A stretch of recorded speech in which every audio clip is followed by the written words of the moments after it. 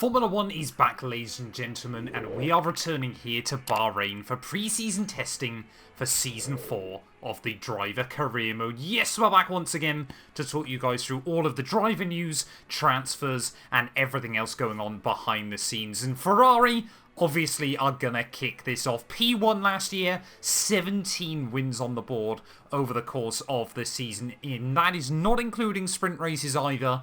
It was an absolutely dominant return to the top step for the first time in over 20 years for the Ferrari team there. They have retained their lineup of Charles Leclerc and Matt Beard. Yes, there was so much rumours and speculation at the end of last season as to whether we would stay with the team. Honestly, I was open to a move elsewhere, except for the only team that offered me a contract, bizarrely, was Sauber, which I wasn't really interested in. So, not really too sure. Once again, I think this game and its lack of driver moves have really damaged us there. But we're going to be sticking with Ferrari this year. I sat down with Fred Vasseur over the winter, and he promised me that this season the team would be treating us as equals. Charles Leclerc, in his contract last year, was basically given #1 status on a lot of things, including apparently the reliability of the car there, and he's going to be gunning for his second world title. I've got another chance. Of course, the points have been reset. Maybe, just maybe this time around, we can try and beat our Monegasque teammate. You guys did the maths at the end of last season, and had we not had the 3 retirements, and we won all 3 of those Grand Prix, as well as the sprint in Miami, we would have claimed the world title by just 1 single point. That doesn't include the Monaco DNF that I made the mistake myself. It would have come that close at the end of the year with that controversial contact between ourselves and Abu Dhabi. We know we can beat Charles this season, and hopefully Ferrari are going to give us a car that can deliver once more. Things are looking okay, but I think the advantage that we had last season has well and truly evaporated there. Red Bull, of course, ended up being quite a lonely P2 come the end of last year. They really did fall off in form after Verstappen took that victory at the Dutch Grand Prix. They never saw the top step of podium between then and the end of the season, and really, got jumped by Aston Martin and McLaren as well there. For some reason. Again, F124, it loves to be quite boring, apparently. They've kept Sergio Perez alongside him. Carlos Sainz, obviously, Daniel Ricciardo at VCARB last year. Obviously, we'll wait and see as to whether they are confirmed for another season as well there. But yeah, the Red Bull lineup staying exactly the same as it has done right the way through this game so far. Of course, Verstappen did take 5 wins last season, so it's still a pretty successful campaign. I'm sure he would love to try and get back to the top step of a Formula 1 podium as well once again. And heading into the new season, looks like Red Bull have got a lot of pace in that car as well. You know, that straight line speed deficit that they lacked against Ferrari last year has seemingly been cut down. But of course, pressure coming from Aston Martin, McLaren. You can never fully rule Mercedes out either. I think it's going to be another difficult year for Red Bull, and they're going to just need to try and find that little bit else in the car, or rely on Max Verstappen and hope that Sergio Perez can prove himself as a decent number 2 as the year goes on. Of course, Red Bull aren't a team that want to finish runner-up in the championships. They are looking to try and get back onto the top step of the order as well. After such a successful run together, the pressure is on. Max Verstappen, he's still a wanted man from other teams up and down the grid, so if they can't deliver him a car that can win world championships, I'm sure he would not struggle to find a seat elsewhere inside this game. Then heading on though onto team number 3, and finally we have got some driver changes there. George Russell has left Mercedes after a really disappointing campaign last year, and he has joined McLaren alongside his former F2 rival in Lando Norris. Yes, of course, McLaren, they took that last win of the year in Abu Dhabi, of course, their only win of their campaign last season. It kind of has just rejuvenated the team. They feel like they have pushed on strong through the winter, and the pace of that car again does look very competitive. We've seen a real convergence between the big teams in the sport once more, in a way that kind of Ferrari and Max Verstappen had the edge over everybody else through most of last season.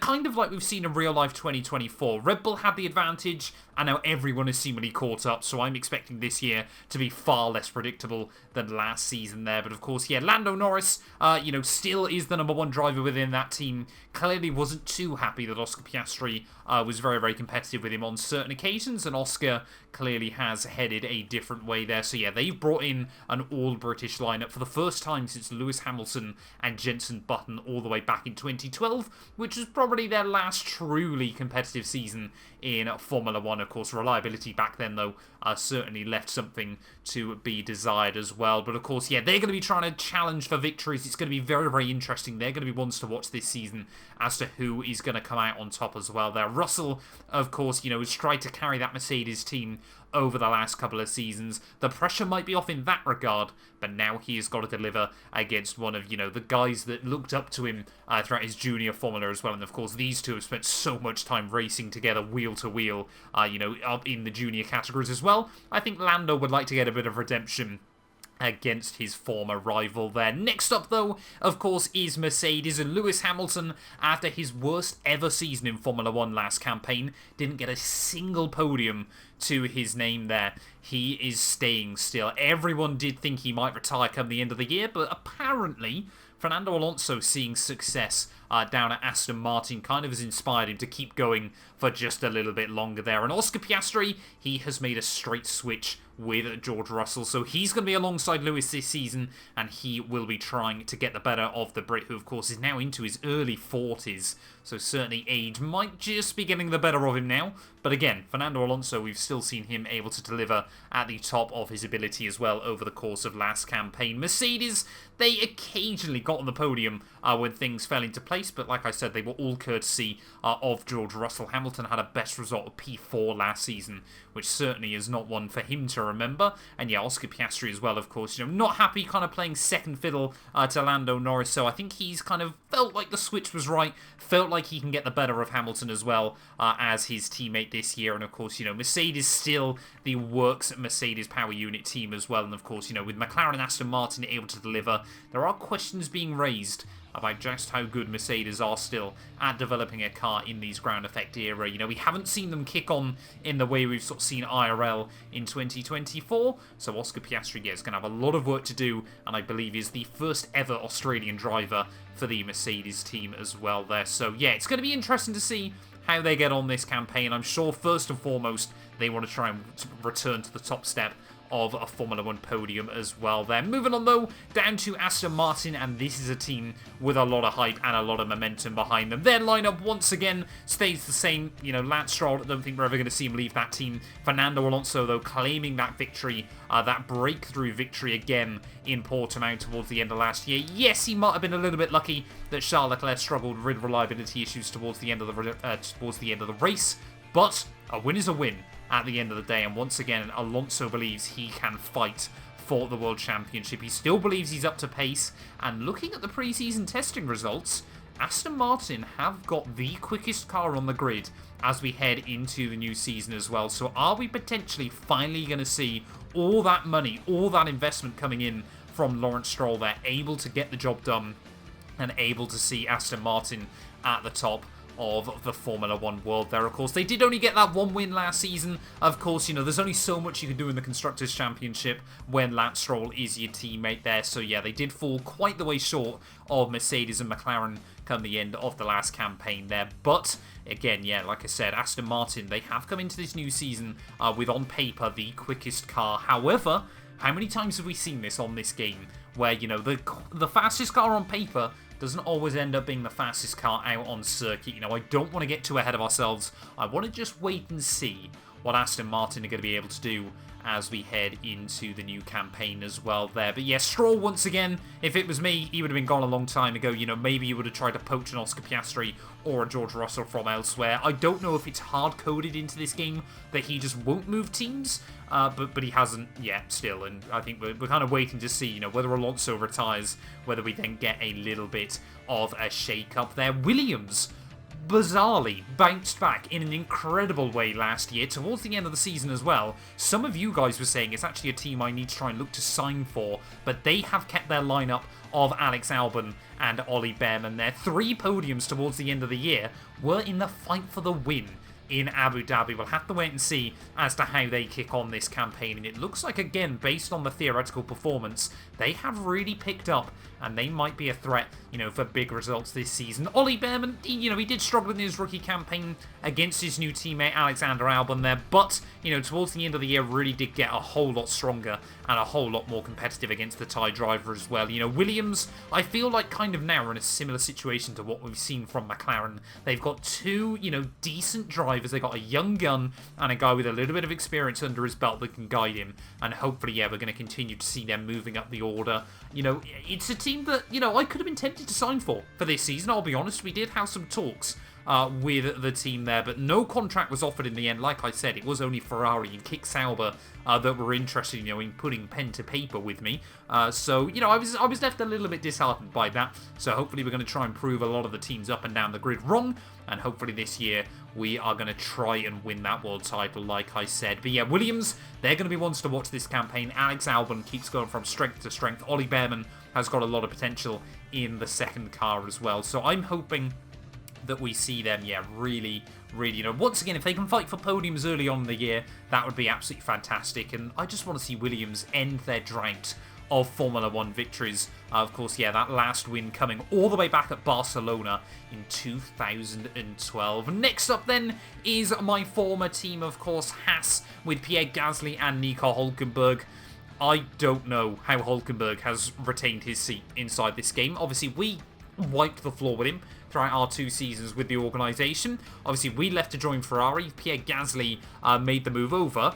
He has subsequently wiped the floor with Nico Hülkenberg as well. They massively outscored him in their 1 season so far. Of course, claiming that P4 late on in the campaign as well. Haas, they had a lot of potential. At one point last year, they did have the second quickest car on paper, but never was quite able to utilise it as best as they would have wanted there. They kind of need a star driver that can really extract everything out of it. And although Gasly is, very, very consistent and seemingly can be quite quick, I think they're still just lacking that little bit extra that they need if they want to try and fight, for those big points. And, I think as well, still ending up behind Williams at the end of last year. They had a much quicker car on paper, still unable to get a podium last year when we saw Williams take 3 right towards the end of the season. Yeah, it was certainly a disappointing result for the American outfit there, but they do seem a lot safer than they did just a couple of seasons ago, and that is absolutely fantastic news as well. We'll be looking to try and see if they can kick on into the new era as well, of course, into Season 4.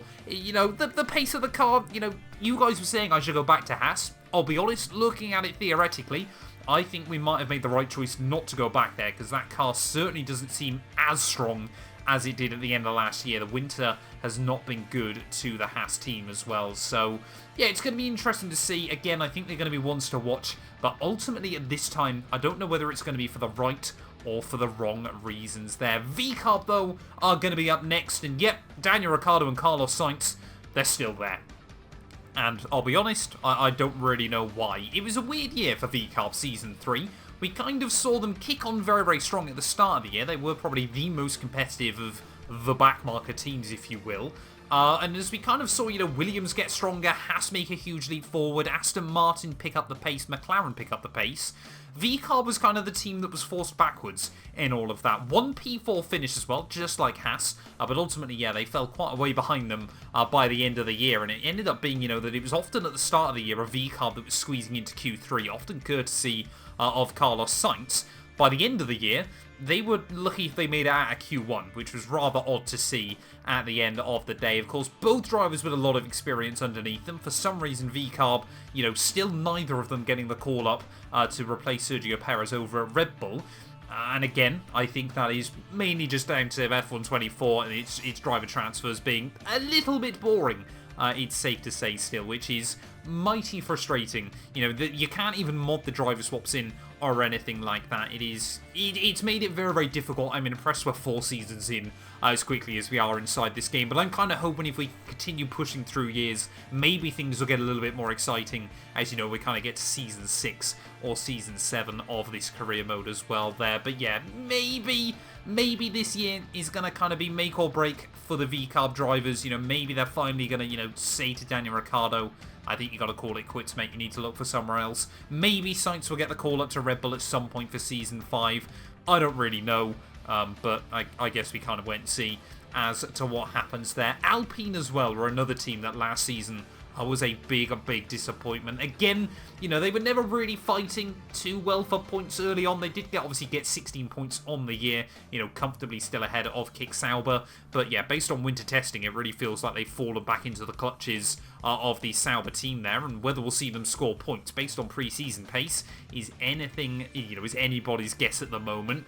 However, they can be a team that springs a surprise when things work well for them. Ocon and Tsunoda once again have, stuck with the team for this new season, as you would have seen up and down the order.